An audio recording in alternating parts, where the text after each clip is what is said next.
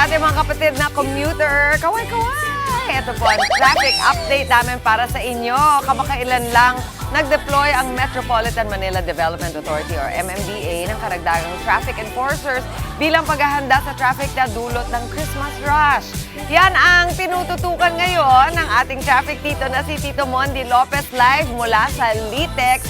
Tito Mondi, happy Thursday to you. Kamusta na ba ang build-up ng mga sasakyan dyan? Yes, dance na dance. Chiggy, good morning sa'yo. Oops, medyo nakakabsado na lang. Yung commute, kaway-kaway, sabay. Hey, it's happy Thursday, Mami Chiggy. Eto na, nagbanggit mo yung traffic enforcers na nalagdag.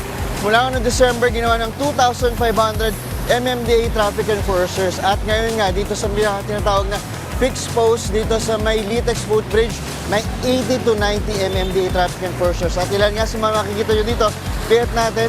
Ayan, meron dito sa bandang ilalim ng Litex po ay itong 3 to 4 traffic enforcers, mga naka-blue na yan. So makikita nyo gantong panahon, gantong oras, nako, ang dami ng sasakyan, fast moving pa. Pero bandang dito, nagka-traffic lang kasi nga may mga nagsasakay. Makikita natin dito sa Litex footbridge, bakit natin, no loading, unloading, waiting anytime. Eh, yung mga kapatid natin, ayan, mga pasero, bumababa dito. Pakita natin, bumababa. Ayan.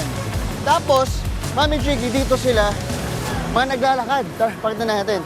Kaya yung mga kapatid nating MMDA traffic enforcer, nabutan natin kanina alas 5, tinali nila para walang dadaan hanggang doon sa dulo. Pero may mga kapatid tayong mga motorista, mga jeepney driver natin, mga nagsasakay pa dito ng bababa. Pinapayagan lang ng mga MMDA traffic enforcer yung mabilisan lang. Pero sa totoo, dapat doon sila banda sasakay. Ito, pakita natin. Ayan. Mamaya kumustahin natin sila. May ilang kapatid natin dito lumulusot. Nakita ko kanina. Ayan. Mga lumulusot, huwag po kayo lulusot ng pagganyan. Bawal yon. Dapat diretso lang. Diretso lakad. Hanggang doon. Tapos doon sa may, ayan, sa kay Kuya, doon lang pwede dapat sumakay. At mamaya rin, Mami Chicken ako, kumustahin natin rin yung mga ilang natin traffic enforcer, kung paano sila nagbantay dito sa ating kalsada. O, ayan, di ba? Pero ito, ay, lumayan ako. Bawal yun. Pero dapat ang dadaan na sila. Gaya nila. Ayan. Sasakay. Yan muna ating morning biyahe kasama ang ating mga kapatid na traffic enforcer mula sa MMDA. Back to studio. Maraming salamat sa iyo, Tito Mondi Lopez. Ganyan talaga mga Pinoy. Pag nakakakita ka nung parang merong ganon garter, di ba? Talagang gusto mo magbimborak. O kaya gusto mong talunan, pangan. Shortcut. Shortcut. Okay lang yan. Salamat, Tito Mon. Traffic update po muli tayo mga kapatid. Kamustahin natin na ang sitwasyon ng kalsada at mga kapatid nating biyahero kasama ang ating traffic dito, Tito Mondi Lopez. Live mula sa Litex sa Quezon City. Hello again, Tito Mondi. Ano, kamusta na dyan ngayon? Dance, dance? Yes. Mami Chiki, Mami Chiki. Team Commute, kaway-kaway pa rin sabay. Eh, eto Mami Chiki. Kung alam yung kanta na may pulis sa ilalim ng tulay. Ngayong araw, nako, may traffic enforcer sa ilalim ng tulay. May traffic enforcer sa ilalim ng tulay. O, di ba?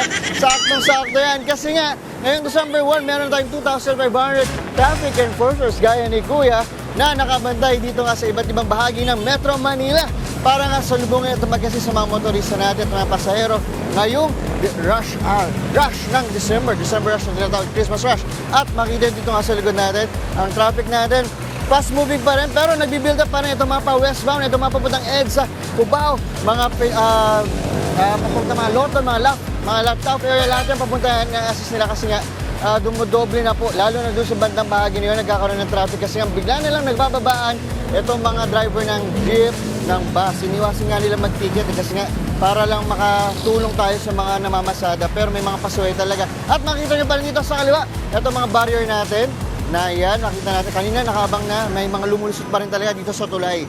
O, ay sa tulay. Ano tulay? Dito sa tali, ayan. Tulay ulit, ayan sa tulay. Kaya naman, ito mabilisang kumitsahan tayo. Ops. Ito na. Good morning. Hi sir, good morning po. Ayan, sir, sakto. Saglit lang, sir. So, good morning kapatid. Sir, ano muna pangalan natin, sir? Tom ko, sir. Sir Tan, Kiel. Ayan, Sir Tan.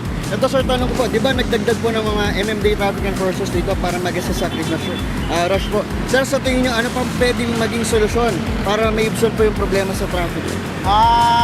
Usually naman, okay naman yung traffic flow natin dito. Maliban lang doon ayun po, sa ginagawa na lang namin improvise para yung tao kahit paano bumaba. Pero as long na nakikita nyo naman po, pinapatuloy pa rin po namin yung TDC namin para po tuloy-tuloy po yung flow ng traffic po. Opo, ito sir, tanong ng bayan. Sir, safe answer, galingan mo to. Sino ba taga-sar ang pasaway? Ang driver o ang mga pasahero?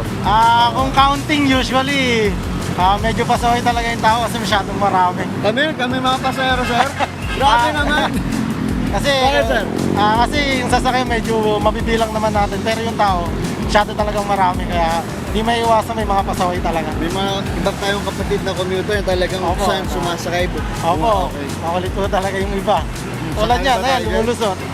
Ito, sakto, may lumusot. O sir, dahil dyan, ito sir, meron akong bunot sa inyo sir, bunot kayo sa aking jacket, dito sir. Bawal ako dyan. Ay ba, yan din sir, okay yan sir. Candy ba yan? Candy yan? Ay, bunot Ano lang tayo, po sir. candy lang po ito, Bunot. candy.